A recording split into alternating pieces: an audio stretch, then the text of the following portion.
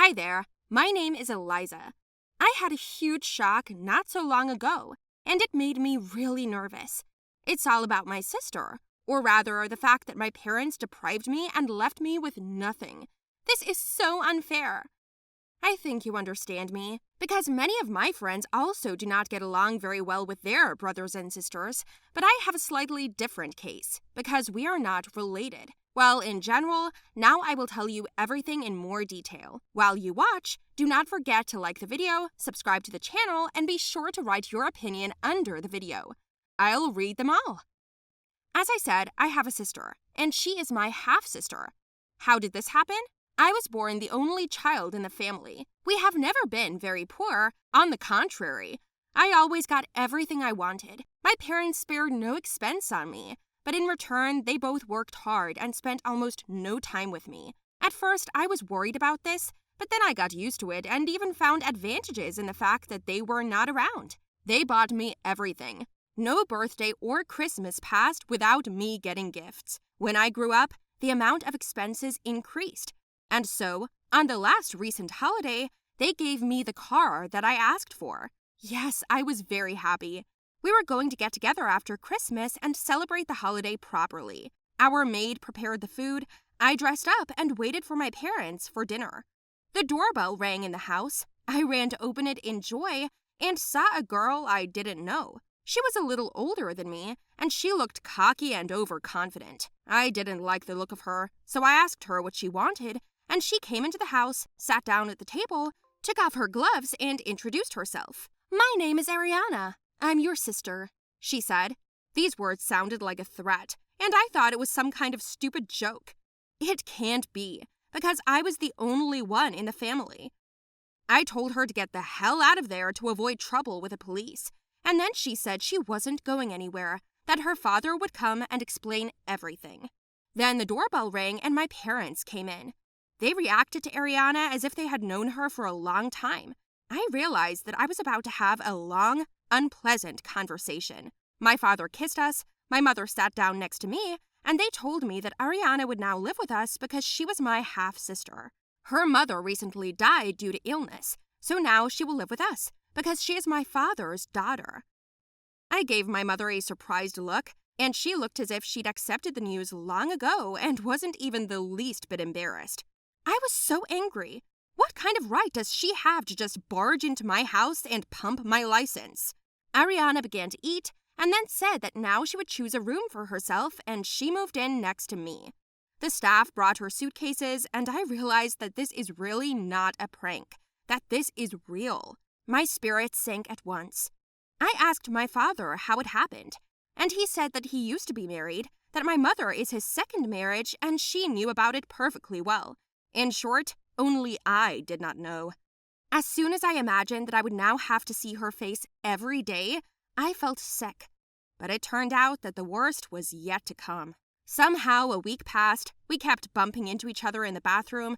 She spent hours making up, washing, and it bothered me. In general, I tried to pretend that she wasn't there. She didn't want to talk to me either. Ariana would kind of accidentally push me. I always did stuff in return.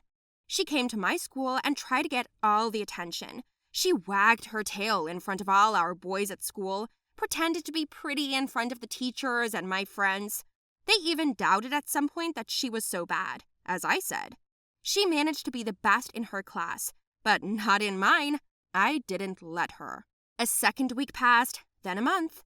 I shared this news with my friends and they just sympathized.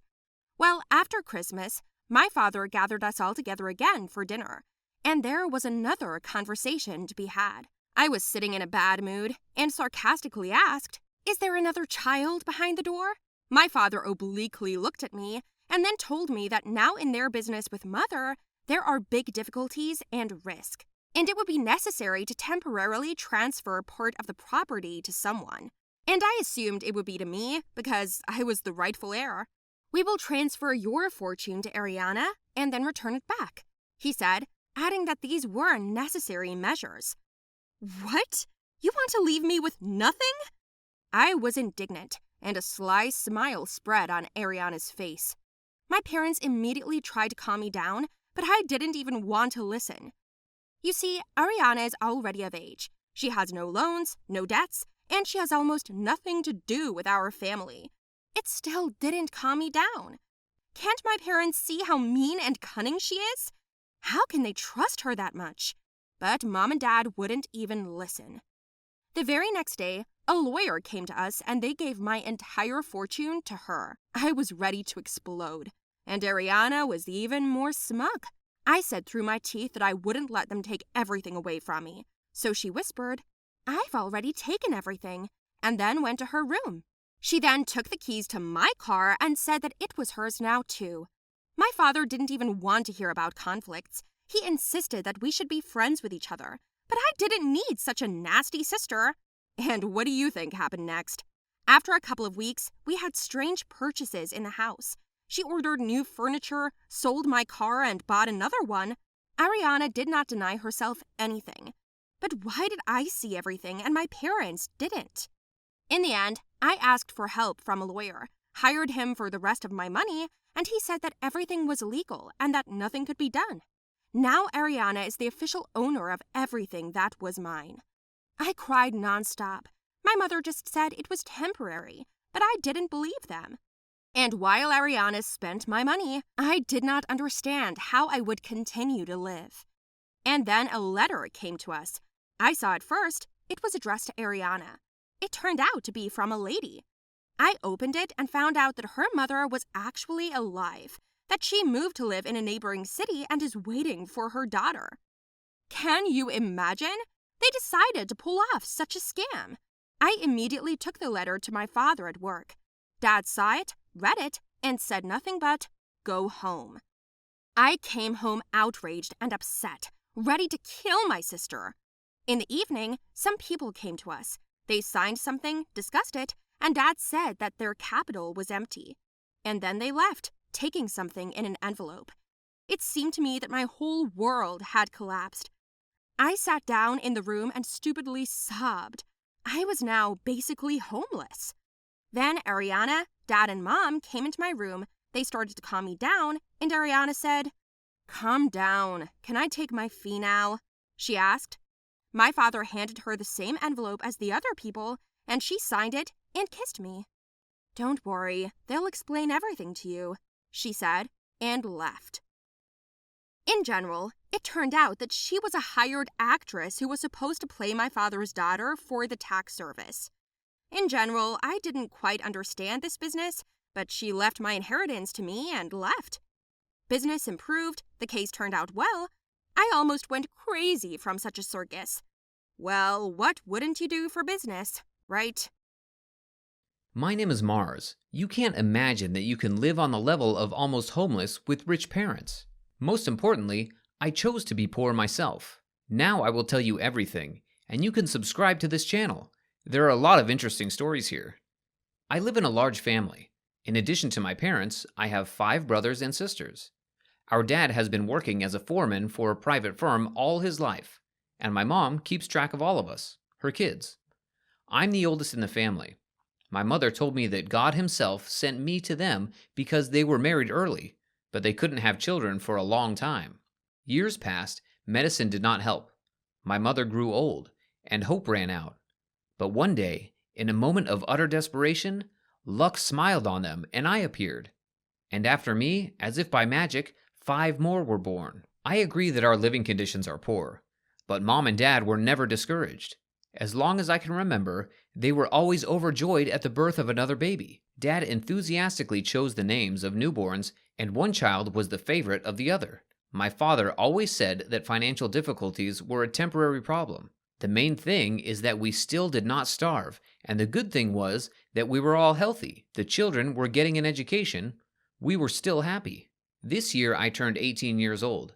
Instead of cake, my mother baked cookies, so it was cheaper, but it was still nice. We dined modestly and all went to bed, except my parents and me. They asked me to stay another half hour. I could see the worry in their eyes. They were terribly nervous. I began to worry. We sat down on the sofa, and my mother for some reason began to tell a story from her youth. "Son, you know your dad and I got married early, and for a while we couldn't have children. Desperate, I went to look for a job as a nanny. I wanted so much to have children, but God didn't give it to us. So I decided to work in this field. My mother began the story. Then she took my hand, and Dad sat down next to me. His breath almost stopped. My mother continued. She went on to say that she was hired by a young family. They were very interesting people. They then only matured some business. They tried to start a business, but there was one but. They had a little kid who they did not have time to look after. So they looked for a nanny and found me. So I began to raise and educate this baby. Years passed, the couple began to get richer and richer, in time to devote less and less to the child. They were delayed by work and huge profits, my mother said.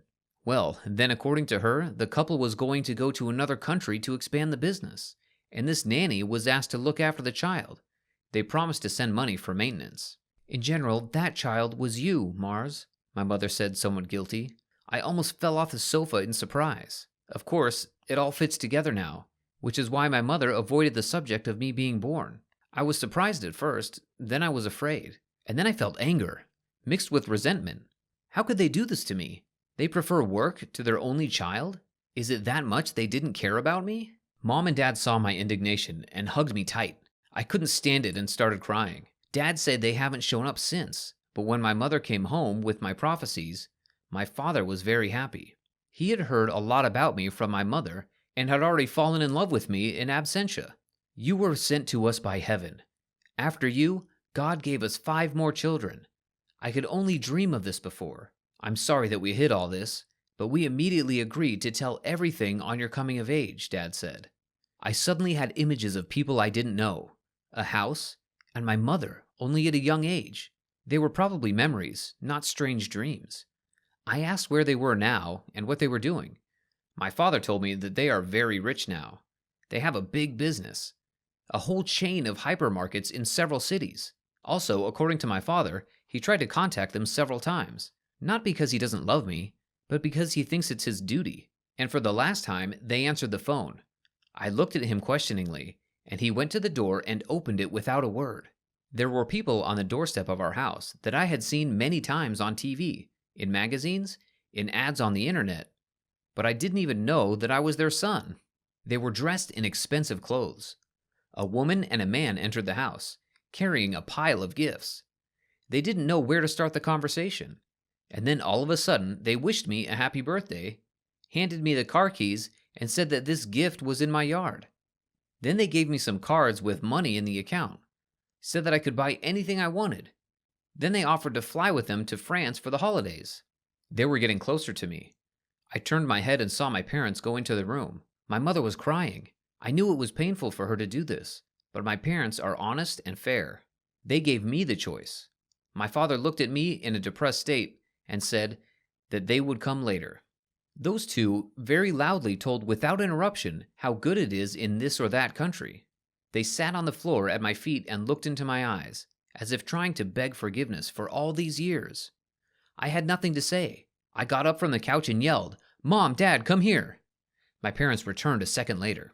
The businessman got up from the floor and asked if I wanted to go out and see the car or fly somewhere right now. "Anywhere. Tell us where and we'll fly right away. You just say what you want and we'll do it for you, son," the woman said. And I asked them to take the gifts back and not call me son anymore. That's what it means. I read that you can no longer have children, and once you didn't need me, and now you show up at my house, call me son, and try to buy me after 18 years? I don't blame you. I'm grateful. Grateful that you gave me real parents who have a sense of conscience and honor. Despite the fact that they have fed me all these years, they have not yet turned you away, but let you into the house and were ready for me to leave with you, I said. I told them that with such rich parents, I would rather starve than stay in this family. My mother, who had raised me, began to cry even more, ran up with my father and hugged me. Those people were surprised by my reaction. They expected something else, that I would fall for all the money and forgive everything. But they forgot something. They didn't bring me up. I made my choice and chased those two away. The next day, a courier arrived at our house. The businessman left me a car and cards with money, but they also sent me a letter of apology with the courier, and also gave me another key. They gave us one of their big houses. "Thank you for raising such a wonderful boy," the letter said.